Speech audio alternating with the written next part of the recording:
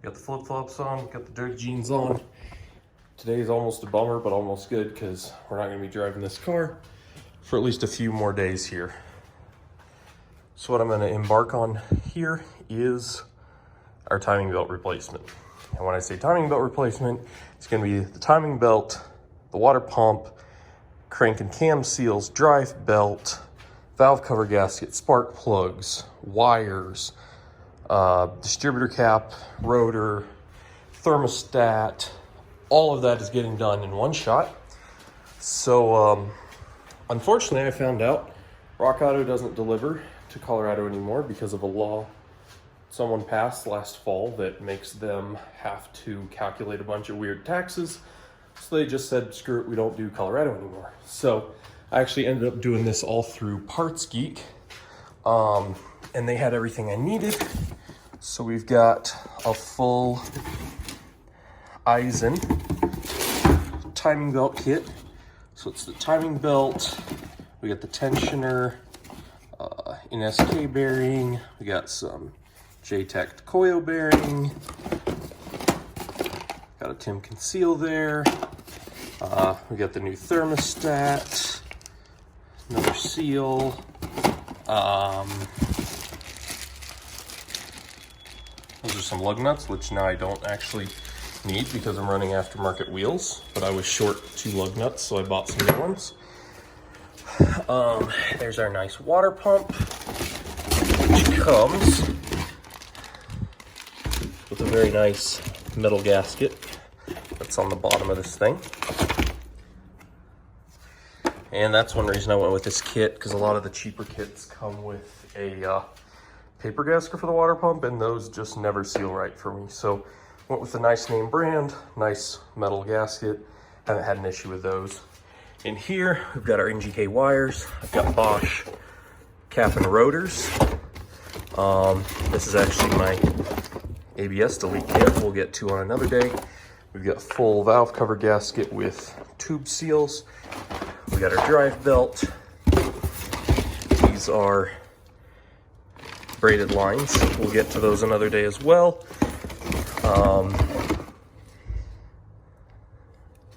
That's an old housing for the LS. That's another project for another day. I'll also, when I get around to deleting the ABS, because I'm going to use the space right there, I got myself a little catch can. So we're going to do a little vacuum setup where I'm going to tee both vents and use this vacuum port to suck it through here. So we're actually going to go ahead and do a small catch can setup on the car soon. And Harbor Freight had a recall on the jack stands that I've been using for a few years now, that I've had many cars, very heavy trucks above my head with. So I took those in today, got them replaced, and they just handed me a brand new pair of jack stands to replace the ones I turned into them. So, you know, for what it's worth, new jack stands.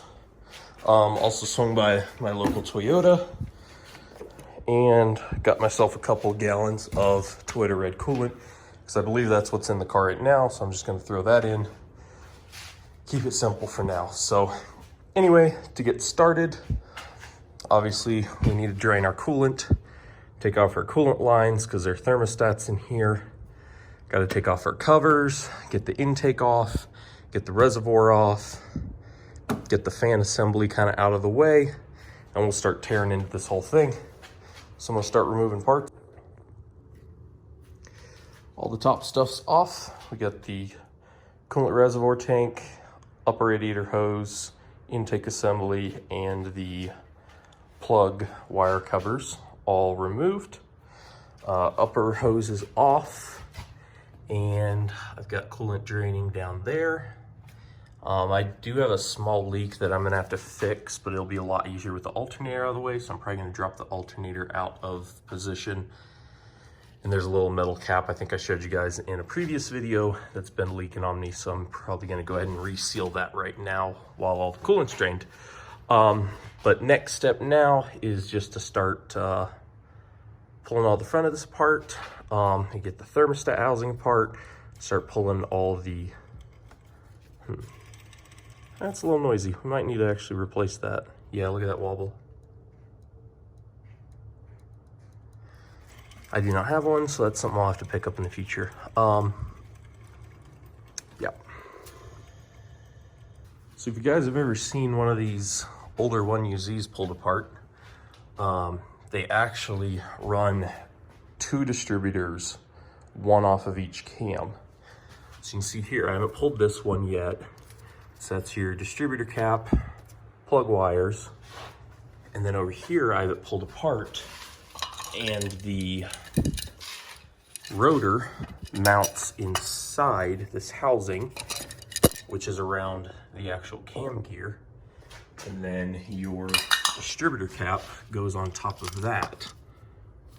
So it's an interesting setup, makes this a little more annoying, but that's how they did it. There's way too many wires over here, but I got the 2, I got my covers off, I've got my igniters off. Just working my way down. I pulled the throttle body so I can get this valve cover off later. So my hope, this will probably be a few day process just after work each day. But tonight I want to at least have it like all torn down, hopefully have the valve covers off. And then tomorrow evening I can start reassembly with the new parts. So,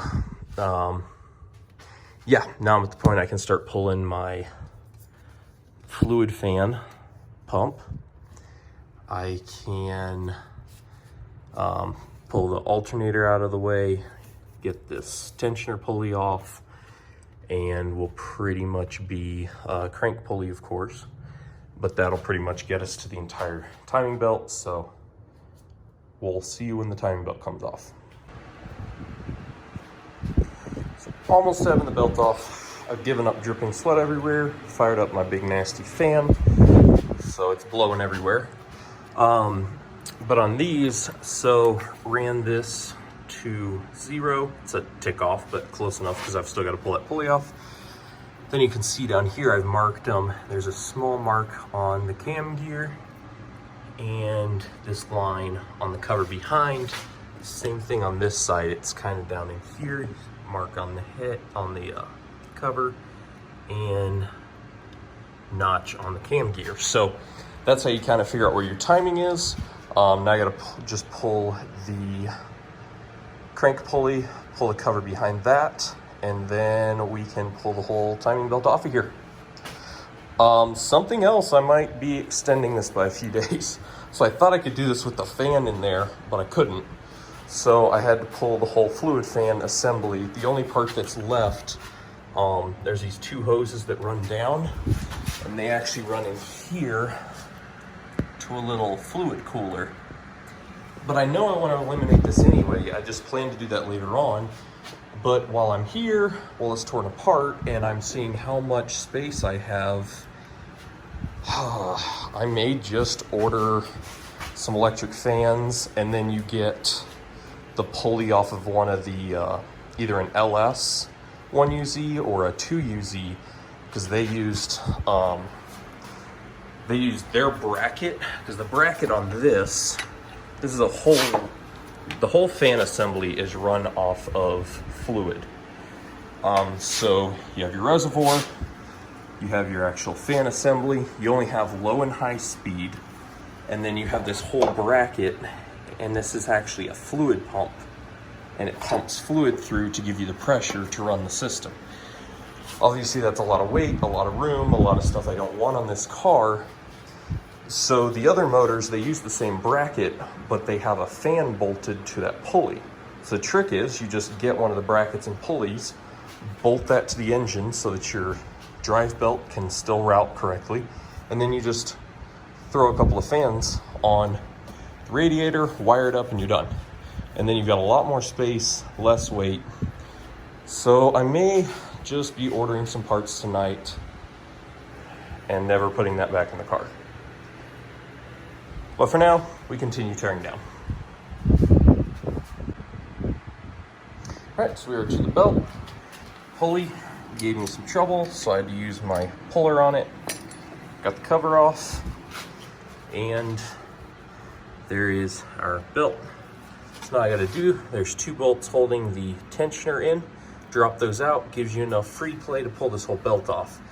I do have a new idler pulley, tensioner pulley, and tensioner, because I knew I'd want to replace those always. I have cam seals, but I'm very sure I ordered a crank seal and I can't find it. So I've got to review my order and see if it didn't get sent or whatever. And then I'll probably have to pick up a new crank seal just locally tomorrow so I can put this back together correctly. But I'm gonna pop this tensioner out, belt's gonna come off, then we can yank the water pump. So here is my mess. But the belt really doesn't look bad. If you pinch it, you can see there's no, there's a little weathering, but there's no like cracking. If you look at the side, it's not worn through at the teeth side, like all the way to the metal belt inside. So really, this belt was probably fine. But like I said, since I had no way of knowing, this is gonna give me some peace of mind. So I pulled the pulley off of there, and you can see crank seal, not bad, definitely a little wet. The cam seals, if you can see in there, you can see they're definitely a little wet as well with oil. So I do want to replace all those. Like I said, I'll probably have to pick up a crank seal tomorrow. I already have the 2 cam seals. So I'm going to go ahead and get the cam pulleys pulled off so that it's totally ready, and then we're going to yank the water pump out. All right, so these things are just held on by 3 bolts, and then you expose your full cam gear. And how you get these off, use this lovely Blue Point tool. It grabs the spindles on your cam gear, and then you can use your wrench, your socket, to pop this bolt loose. So once you pop your cam gear off, you have this little plate behind, held on by 2 10mm bolts, so pop those off. And you can remove this whole plate. Don't drop it in your coolant bucket. And there is your cam seal, which as you can see is leaking a little bit, so happy to go ahead and replace these. All right, water pump is off. So you have this upper housing that's got an O-ring and FIP gasket that attaches to the top of the water pump housing and into this right here. Then you've got this with an O-ring that goes into the back of the water pump, and then you've just got a series of bolts and the gasket. Except this is complicated because the last person who did this decided cross-threading one of the bolts was totally chill, and it snapped off in the head. So I've got to drill that out and find a new bolt, because I don't think my new kit came with any. So yeah, real thrilled about that, but time to break out the drill, I guess. Well, I lost that battle. My easy out didn't phase it. It was too jammed in there.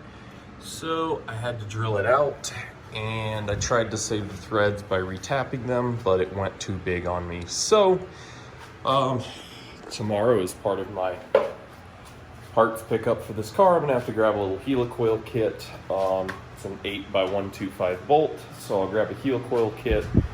I'll probably have to just remove the little alignment dowel. That's all he does, is help line you up when you install it, so not really a necessary thing. So I'll probably have to pull him out, drill it out a little larger, very cautiously, because it's aluminum, and then just helicoil it so I can get a bolt torqued down in there tomorrow. So, but we're done with that for tonight. Can't do a thing more.